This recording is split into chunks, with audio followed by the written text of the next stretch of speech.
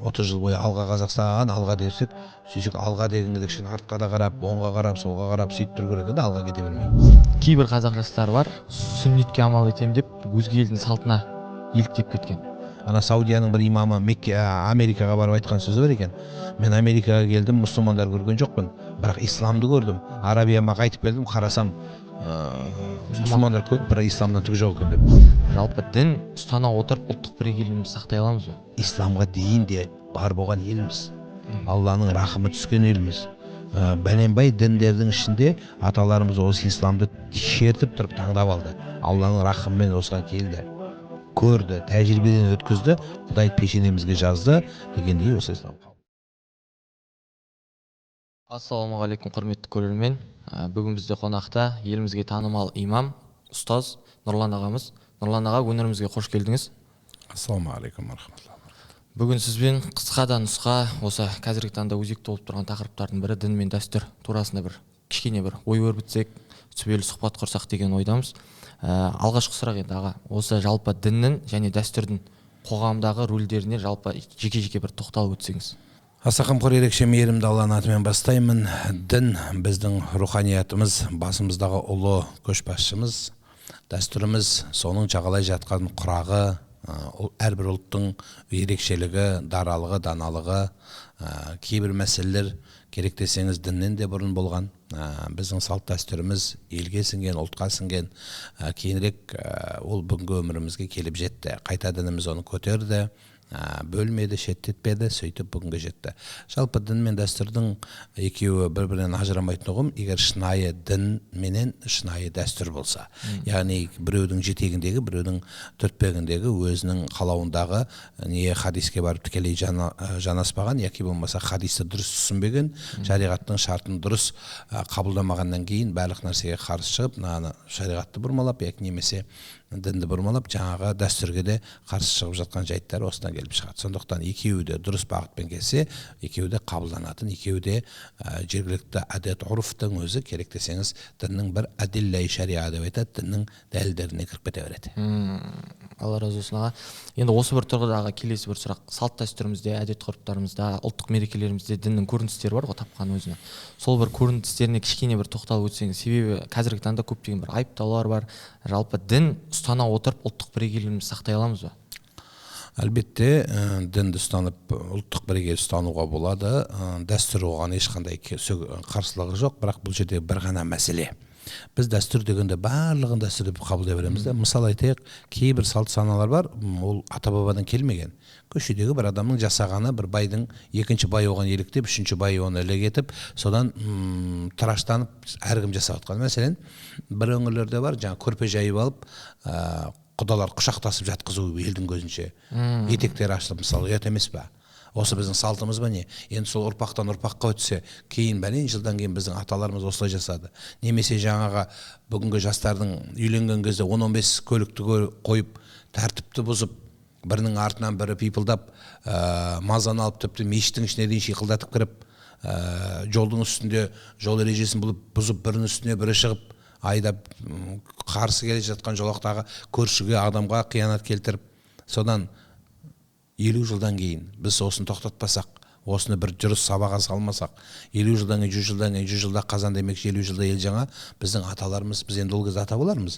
Мысалда, сөзді біздің аталарымыз қатар-қатар көлік қойған деп, бізді сөйтіп едік. Мысалы, Алпамыс батыр Күлбаршынға үйленгенде қатар-қатар аттарды, түйелерді, ешектарды қойып алып, мініп алып тұрып, шиқылдатып, әскерлерді дулығаға ұрдырып, немесе Абай атамыз Ділдәға үйленгенде, немесе Тәуке хан атамыз Сандық апамызға үйленгенде солай жасады ма бізде? Біздің салтымызда болып беді сондай. Қолдарынан келетін еді. Ұзыннан көлік қойып, шиқылдатып та пиқылдатып, ән айтқызып, барлығын дударайды айтқызып алып кірген жоқ шығар. Мысалда, тура Жәңгір ханды алдыңыз, Жәңгір хан бабамыз Бәтима анамызға үйленгенде соны жасады ма? Жоқ, қолында болды. Әлем қолында болды десек болады.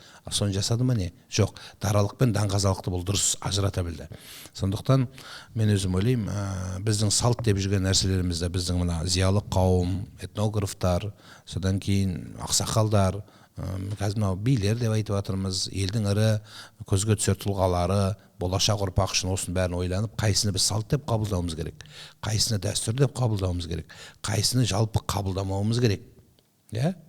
Мысал айтайық, осы нәрселер жай ғана бір мысал айтайын, кейбір дәстүрлеріміз таза иманның көзі, діннің нұры. Мәселен айтайық, беташар. Беташардың өзі бір жағы таныстыру, бір жағы келіннің жүзін көрсету, кімнің кім екенін ұшырастыру, содан кейін құрмет ізет көрсету. Бұл бір ма? Одан кейін бар бұның түбіндегі ең үлкен нәрсенің біреуі, ол жаңағы келінменен амандасқан кезде, жаңағы келін сәлем салып, бәленге бір сәлем салғанда бетін ашады ғой. Сол бетін ашқанда біздің енді әр өңірдің салтына сай бір жерде оқтаумен, бір жерде қамшымен, бір жерде домбыраның басымен ашады. Яғни келіннің басындағы орамалға қазақ дәстүрімен беті қашқан жігіт, ол бөтен жігіт. Бөтен жігіт қол тигізбейді. Қол тигізбейді, ол бөтен. Яғни дінімізде бұны намахрам деп айтады. Намахрамды сонша ұстаған қазақ келіндерінің, әйелдерінің, қыздарының орамалына бөтен біреудің қолын тигізбеген. Бұл нені көрсетеді? Бұл таза имандылықты көрсетеді, руханилықты көрсетеді. Міне осы оқтаумен ашу деген сияқты сынды дүниелер бізде қалу керек. Мүмкін біз бұны керек десеңіз насихаттауымыз керек. Неге? Міне біздің нағыз имандылық тұсымыз, қазақтың руханияты осы деуіміз керек. Сондықтан осы сияқты дүниелер бізде қалыптасып, алға басып, мүмкін басқа да әдемі көрінісі бар табу керек. Мынау діннің озығы, жаңа дәстүрдің озығы бар, тозығы бар дегендей, сол дәстүрдің жаңа озығын ата бабамыз шынайы жасағанын, кәдімгі еліктеп біреуге жасаған емес, кәдімгі оның түбін, мына хадистерде, хадистану ілімінде мысалы санат дейді да, хадис кімнен келді, ол келген адам өзі кім еді, ол қандай дерек еді, мыңдаған жылдар бұрын іздеп тауып алса, біздің мына салтты кіргізген адамды тауып алуға болады. Қайдан шықты бұл? Жалпы бұның түбінде не бар? Оны өтіріктен ақтау үшін емес. Осындай да бар екен деп, оны бүкіл Қазақстанға кіргізу емес.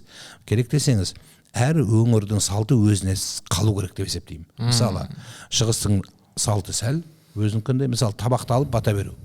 Бір жерде табақты алмай бата береді. Не бүкіл қазақтың барлығын бір салтқа кіргізіп жіберу керек пе? Не, жоқ, дұрыс емес. Әр жердің өзінің идентификациялық, яғни дараланатын рөлі болу керек. Біз сонымызбен ерекшеленеміз. Осы нәрсе біздің шынайы салт болады. Алла разы болсын.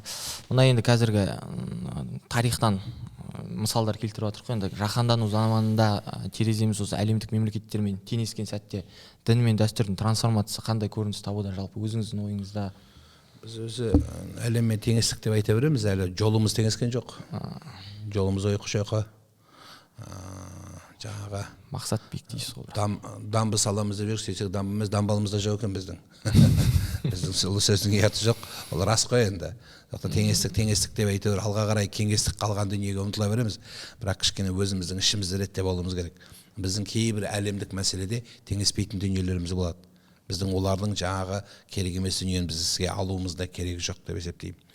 Ал енді біздің тағы да айтамын, өзіміздің ата бабамыздан келген дүниелер болып, балаларымыз оқып, ғылым, білімді қуып, озат азаматтар болып, өзінің тілін, мысалы мен қазақтың тілімен сөйлеп тұрмын ғой, осы қазақтың тілін алға көтеріп, бірлігімізді, бірегейлігімізді, отанға, елге, жерге деген қамқорлығымызды, ол біреуге айтып емес, өзіміз жасауымыз керек. Әр қазақ тал егу керек, әр қазақ ауласын таза ұстау керек, бірін-бірімен бауыр болу керек. Біріңді қазақ, бірің дос, көрмесең істің бәрі бос деп Абай атамыз айтпақшы. Осы қағидаттың маңайына жиналса қазақ, бір ұранды ұстай білсе, жаңағы 30 жыл бойы алға Қазақстан, алға десек, сөйтсек алға дегенде кішкене артқа да қарап, оңға қарап, солға қарап сөйтіп тұру керек, алға кете бермей. Өйткені алға кетіп бара жатқан жерде, ана жол өзі апарат деген кезде, өзі қайда кетіп бара жатқанын ойлау керек өзі адам. Ол алға деп кетіп барып шұңқырға түсіп кетуі де мүмкін. Қарамайды. Сондықтан біздің өзі салтымызды, дәстүрімізді енді жаңартамыз деп жүрген кезімізде жасыратыны жоқ. Біздің көп дүниелерден біз кері қалып қойып жатырмыз. Сол үшін одан кейін бұра тарту бар бізде. Діни мәселеде де, салт дәстүр мәселесінде де, тілдік мәселеде де. Мысалы айтайық, қазақтың тілін көтереміз десек, біз қазақтың тілін емес, қазақтың кей кезде тілін көтереміз деп өзге ұлттар төмен басып, өзге ұлттарға мысалы айтайық қысымшылық көрсететін жігіттер бар. құрметсіздік Иә, дінді де солай. Сен неге мұсылман емессің, сен неге тәңірші емессің мәселен деп, біз өзі әр нәрседе Құранда да солай келеді. Инналлаха юхиббул муътадин. Алла шектен шыққандар жақсы көрмейді дейді.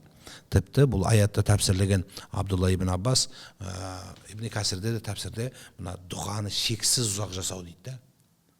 Тым қатты ұзақтан ұзақ жасаудың өзі, яғни шектен шығу деп. Нақты жасау керек. Яғни оны күлкіге, ойынға, мазаққа айландырамыз. Осыны біздің аталарымыз бата күйінде кіргізген. Бата қылып оны мына қазақтың әр қазақ 6 ауыз құрай алғаннан кейін соны сұйқастырып, сөйтіп балаға бір әсерлі болсын, аталық сөзім қалсын, тарихта ізі қалсын деп жақсы сөздермен әспеттеген осы біздің дәстүріміз. Осы жандану керек, айтылу керек. Мүмкін заманауи бір-екі сөздер қосылу керек шығар. Ол да заман, мысалы, ескі кездегі мысалы айтайық, қараңыз, мынандай бата бар. Бұл да біздің салтымыз. Құдайым сені қорғалап, ісің жүрсін қырғауылдай жорғалап дейді да. Мысалы қырғауылды оңтүстік өңір білмесе, басқа өңірде қырғауыл жоқ. Мысалы солтүстік қатырып қойды қырғауыл. Көрмеген. Иә, көрмеген. Қырғауыл менен талай ақсақалдардың өзі сұраған. Қырғауыл деп айтамыз осы батамызда. Не ол дейді да? Қырғауылдай жорғалап деген сөз бар дейді. Сонда білмейсіз бе не екен дедім. Жоқ, ана қылып айтасың дедім ғой. Білмеймін, тіліміз жатталып қалған. Міне осындай жаттанды нәрседен шығуымыз керек та. Біреу айтты, біз де сонымен үрдік, фастайды үрдік деген болмайды. Мүмкін біздің заманауи, біздің жастарға қазір не керек? Айтшы, жастарға не керек? Жастарға білім керек қой ең алдымен. Жоқ, қате. Әл-Фараби атамыз айтқан тәрбие керек деген. Тәртіп емес, тәрбие керек деген. Ал тәрбиенің басында не тұрады? Ал тәрбиелі бала бар. Оның тәрбиелі балаға не керек? Тәрбиелі қазақтың бәрін шығардық. Сен де тәрбиелі, мен де тәрбиелі, мыналардың бәрі тәрбиелі. Не шығады? Ештеңе шықпайды. Тәрбие емес, тәрбиенің басында бірлік тұрады. Қазақта біз бірліктің туына жинауымыз керек. Жастар бірлікке жиналу керек, ынтымаққа жиналу керек. Ынтымақ болған жерде ары қарай тәрбие болады, ынтымақ болған жерде орында болады, білімділер алға шығады, сонда дұрыс болады. Ал енді тәрбиелі болып, тәрбиелі дегенде көп адам, мен семьяма тәрбиелі болсам, бала шағаммен, әйеліммен жақсы тәрбиелі өмір сүрсем, жақсы тәрбие деген осы деп есептейді да. Яғни оның өресін тарғып қояды. Тәрбиенің басы не деп сұрағанда, тәрбиенің басы бірлік деген. Яғни қабылдау, түсіну. Мына толеранттық деп айтып жатырмыз ғой қазір. Толеранттық деген сөздің сол емес пе? Қабылдай білу, сонымен санаса білу. Ал біз санасамасақ не пайда одан? Мысалы сіздің біліміңізден бізде не білімділер жоқ па не? Бар Құдайға шүкір. Саудияңызды да бітіріп келген, Египет Әл-Азғарда бізді бітіріп келген, не А емес, Б емес, не елге қоғам көрсетпейді, не салтқа қарсы, не дәстүрге қарсы, немесе бір жағына бұра тартқандар көбейе берсе, біздің қай салт санамыз алға баспақ. Сол үшін бұл жерде кейін қарай білу керек шығар.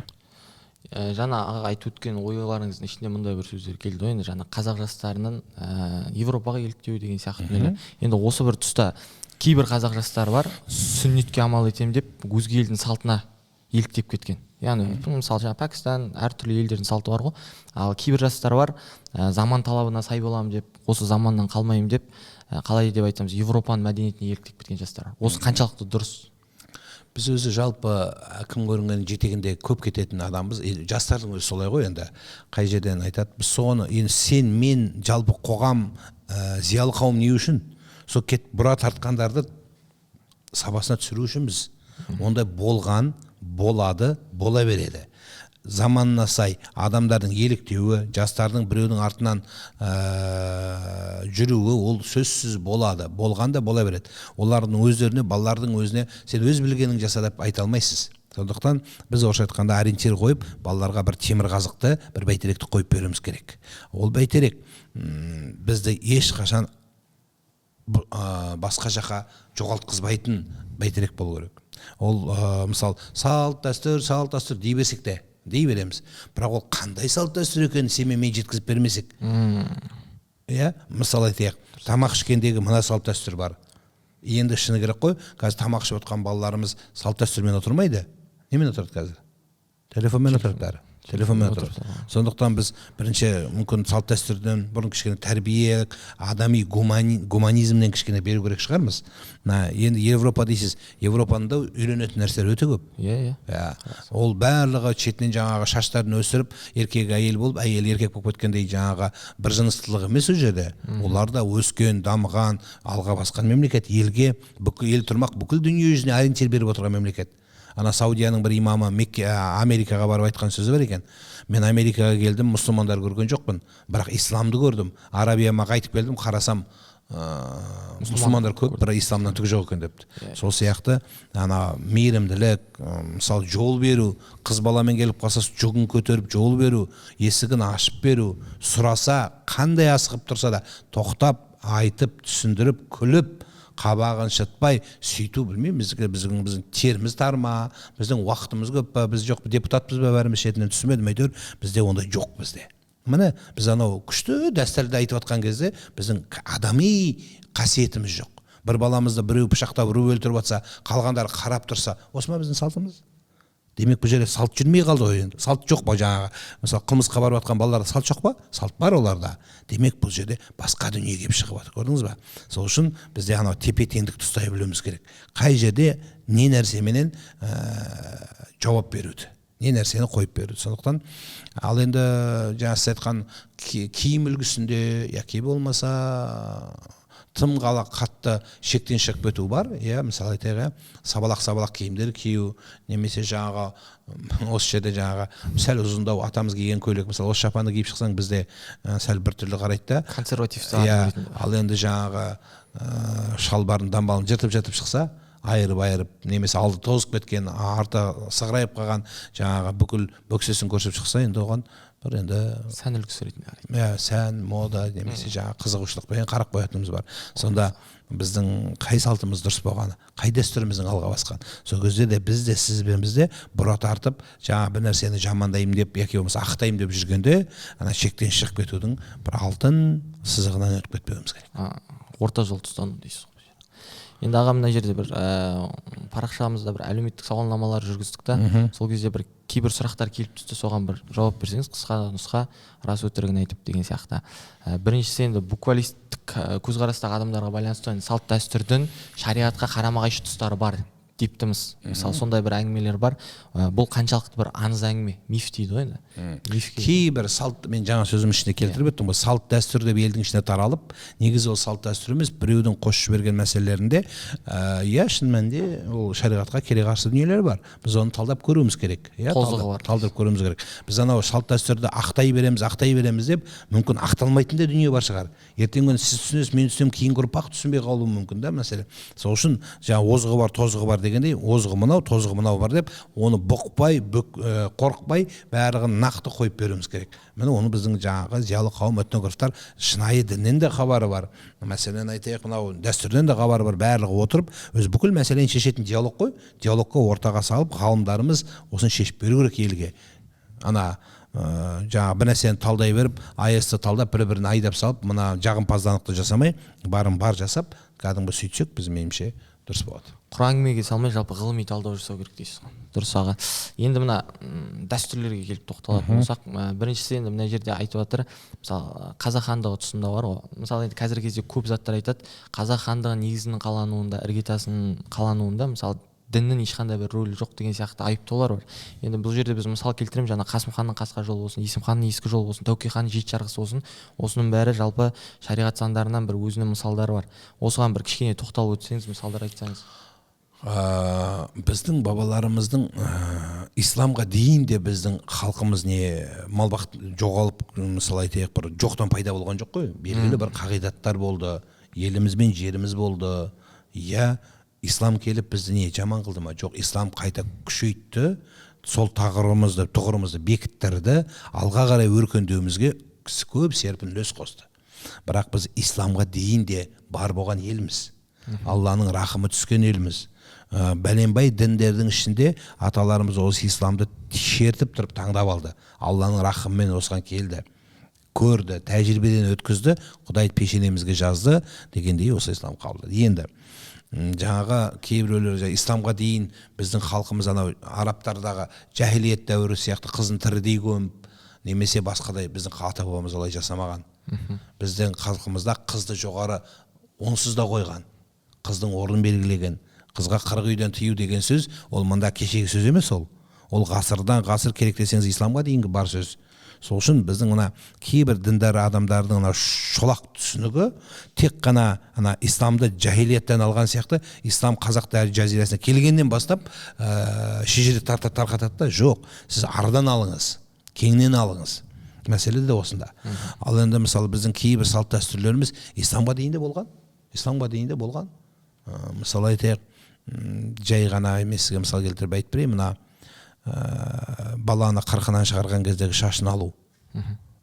Шашын алу дәстүрі сақ пен құнның заманында болған керек десеңіз.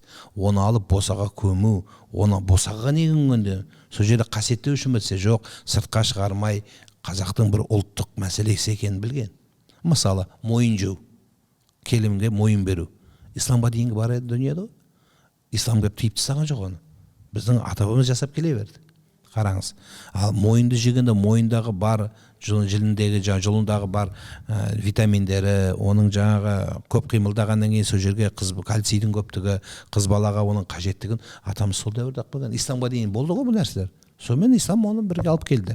Біз де соны дұрыс түсіне білуіміз керек, түсіндіре білуіміз. Сол үшін жаңағы бір нәрсе айтса бас салып жабыспау керек та. Иә, бұрынғы оттыққа сыйынғаннан мүмкін қалған мәселелер бар шығар, бірақ оны өзін талдап көріп, жаңағы егер тікелей ширк амалына, тікелей жаңағы күпірге апармайтын болса, мен өзім ойлаймын, оның ешқандай сөгеттігі жоқ.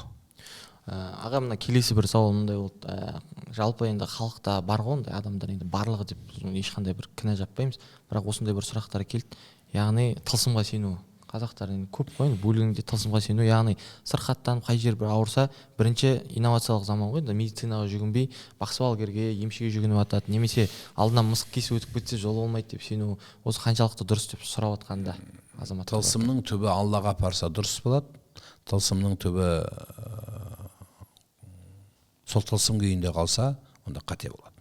Мысалы айтайық, тылсымның түбінде де жаратушы алып келген, иманын алып келген, иманды күшейтуге алып келген, мысалы жын әлемі бар ғой. Жын әлемі жоқ емес, мысалы жасырын ілімдердің қазынасы деген үлкен ғұламалар еңбек жазған. Оның ішіне жын кірген, дию кірген, оның ішіне басқа әлемдер өте көп кірген. Фатиха сүресіндегі Алхамдулиллахи Роббил Аламин деген аяттың өзі осы тылсым әлемнің барын көрсетеді. Бүкіл әлемдердің, әлемин көпше тұр. Яғни көпше түрде айтылып тұрғаны, Алла бізден басқа әлемдердің, мысалы адам, жын әлемі болса екеуіне қайтатын еді. Жоқ, бұл жерде әлемдер дегеннен кейін дер деп араб тілінде қосу үшін 3-тен 4-тен жоғары болу керек. Сонда көп сөз қолданады. Ал енді осы қолданғаннан кейін Алла Тағала демек басқа да біз білмейтін басқа әлемдер бары ықтимал. Енді біз оның шетін білеміз, Алла білдірген, білдірмеген білмейміз де қалуымыз да мүмкін. Бірақ соның бүкіл әлемдердің ішіндегі ерекшесі, дарасы мүмкін біздің түсінігімізде Құранменен ол адам екендігі белгілі. Енді сол тылсым әлеміне сену бұл иманның бірден бір мүшесі болады, шарты болады. Мәселен, жаңағы Алла Тағала ғайыпқа сенудің өзі, тағдырдың өзі ғайып дүние ғой. Мысалы, жасырылған дүниелер бар. Пейгамберлердің өзі бізге жүз нақты белгісіз. Мысалы, қандай екендігі, енді біз жалпы білеміз, нұрдан екендігін болды. Мысалы, айтайық, оның іштегі мәселесін көбіміз білмейміз. Бізге нақты белгісі жынысы жоқ, әйтеуір нұрдан жаратылған жаратылыс аруақ туралы мысалы. Пайғамбарымыз саллаллаху өзінде рух туралы сұрағанда, сенің сұраушыларың сендерден көп білмейді деп айтып жауап берген. Яғни бұл жасырылған ілім. Сондықтан адамның керек десеңіз бойындағы тылсым бар күшінің өзі жасырылған дүние. Мысалы, бәріміз ішіміз ауырды бала кезде. Сонда анамызға келіп, мама ішім ауырып жатыр дегенде, мына қолымен бүйтіп уқалап жібергенде ішіміз қойып қалған. Неден? Тылсым әлемінен. Алла Тағала қолға бір қасиет бергендіктен. Бұл керек десеңіз Хазірет Омардың заманында да болған. Омар қазір мына есіктен бәлендей адам кіреді дегенде кіріп келді ол адам. Сол кезде елдің бәрі таң қалып, саған не пайғамбарлық келді ма? Жоқ, жын сыбырлады ма? Не болды дегенде, бұны илмул фарасат, парасаттылық деп айтқан. Бабаларымыз осы парасатты, яғни таза дәретті, таза сөзді, адал мінезді, күнәдан, зинадан, жеңіл жүрістен, біреудің ақысына кіруден, ала жібін аттаудан, барлығынан алыс болғаннан кейін періштелік сипатқа өтіп, бұдан да басқа әлемдердің есіктерін ашып, соның тылсымын сезген. Сондықтан бұл дүние бар, біз оны қабылдаймыз. Аға, енді мына сауалнамадағы соңғы сұрақ, жалпы енді сіз имамдық қызмет атқарып жүрсіз ғой, өзіңізге де ол сұрақ көп келетін шығар, бірақ енді осы өлім жітімге байланысты әдет ғұрыптар, салт дәстүрлер, ырым-тыйымдар, осылардың қайсысы дұрыс, қайсысы бұрыс деген сұрақ келген. Қазіргі таңда енді актуал. Мен сөздің басында айттым, әр облыстың, біздің өңіріміздің, еліміздегі өзіндік салт дәстүрі қалыптасқан. Ерекшелік. Сол салтын, дәстүрін, шығыстықын батысқа, батыстықын оңтүстікке шатастырмау керек. Осыны осы күйінде, баз күйінде сақтап қалуымыз керек. Ол мейлі табақ алуға қатысты болсын, мейлі мал союға қатысты болсын, қай жағы болса да. Қазір мысалы мен жиі естимін, бір өңірлерде тісті бас тартқанда, бас тарту енді жалпы қазаққа тән дүние, қазақ емес түркі халықтарда да бар деуге болады. Бас тарту үлкен кісіге. Бас төріміздің басы деген сияқты. Сол бастың жаңағы тісін шағу қақпау туралы. Бір жердегі мысалы қағат әдет етілген қағып береді. Бір жерде қақпай береді. Қақпай берсе, мына жақтан келген адамдар дау шығарып, сендердің тамақтарың адал деп тамағын лақтырып, оны жүрген жерде ол облыстың халқын жамандап, ол жерді жамандап, қалай ол? Біріншіден тісті қағу парыз емес. Қатты көтерілсе, тазалық жағынан сүннетке бару мүмкін. Біз оны өз мұстахаб деп айтамыз. Орысшамен естіп алсын, бәрі желательно, мүмкін. Солай істесе жақсырақ. Бірақ қағылмаса не, тамақ адал бола ма, арам бола ма? Жоқ. Табаққа тіл тигізбеу керек. Алланың берген ұлы нығмет. Мешіттегі сәжде қалай құрметті болса, қазақ үшін оның дастарханы тап сондай құрметке ие дүние. Дастархан да сондай құрметке ие. Сондықтан әр жердің салтына сай, мына жерлеудегі үрдісіне сай, жаңағы мысалы айтайық, жаназаны көтерердің алдында мысалы кейбір облыста рұқсат деген мәселе айтады. Неге? Өйткені қарыз құрыздары сұралады. Одан кейін көтерген кезде балалар алдынан жүреді, артынан жүреді. Немесе жаңағы қалып артынан тағы дұға қылады өздері. Бұл да бір бірліктің қалыптасуына себеп болады. Осы сияқты дүниелерді біз әр облысқа тән қалдыруымыз керек. Оның барлығын бірдей болу керексіңдер деп, діннің өзінде мазхабтың өзі бірдей емес қой. 4 мазхабтың өзі не үшін? Діннің демократиялығын көрсетеді. Сондықтан да біздің еліміздің 4 өңірі 4-тік сәлмен дәстүрмен қалу керек деп есептеймін. Ішінара кейбір мәселелерде ортақ мәселе болуы мүмкін. Жаңағы жаназа шығару үкімінде мысалы бір облыста 5 тәкбірді оқымайды бәрі 4 тәкбір жаназа. Сондықтан осындай базалық дүниелер бар шариғаттың өзгермейтіне. Соларды біз өзгертпей қалдырайық та, қалған дүниелердегі ұсақ дүниек мәселелерді сол елдің салтына, әдетіне, ғұрпына қалдыруымыз керек. Алла разы болсын аға, керемет жауап болды. Енді аға осы қорытындысы, сұхбатымыздың қорытындысы болсын. Жалпы енді дін мен дәстүрді сабақтастырудың маңызы турасында айтсаңыз, мына қазіргі енді ел болашақ жастар дейді, жастарға қылар насихатыңыз болса осы бір тұрғыда. Салт пен дәстүрді сабақтастыратын жастар емес. Жалпы ортас. Біз барлығын жастар қылып қоямыз, жастар былай болу керек, жастар. Үлкендер не істейміз сонда? Сонда мемлекет не істейді? Барлығын жастар былай тұру керексіңдер, жастар былай тұру керексіңдер. Жастарда нең бар еді жастарға? Жастарға не істеп қойдыңыздар соншама? Бізде Қазақстанда жастардың дәстүр орталығы бар ма мысалы? Жастарға жоқ қой мысалы. Сондықтан жастар бүйту керек, жастар сөйту керек. Жастарды онсыз да жаңағы жалындаған жүректерін жаңағы партиялық жастарға, жастар қанатына, жастар басқармасына салып жатыр. Олар былай да белсенді жастарымыз жұмыс істеп жатыр. Бірақ біз не істеуіміз керек? Үлкен қауым не істеу керек? Ақсақалдар не істеу керек? Тұрып алып белсендімін деп біреуді шұқылап, біреуге арыз жазып, біреуді бүліктіру емес. Елдің басын бірақ нәрсеге, мен сөзім сонда басында да соны айттым. Қазақты бірлікке жинауымыз керек. Балаларды, жастарды, үлкендерді, зиялы қауымды және керек десеңіз аналарымыздың бәрін бірлікке, үйде де, түзде де бірлік болған жерде атаң қазақ айтқан тірлік болады, сонда ғана салт болады, сонда ғана дәстүр болады, сонда ғана дін болады. Алла разы болсын аға. Енді тұжырымды ой талқы болды деп ойлаймыз. Алла тағала сіздің істеріңізге берекет берсін. Құрметті көрермен, сіздерде арнамызға жазылып, лайк басып, комментарий жазуды ұмытпаймыз. Алла разы болсын. Осымен сұхбатымыз аяқталды. Ассаламу алейкум.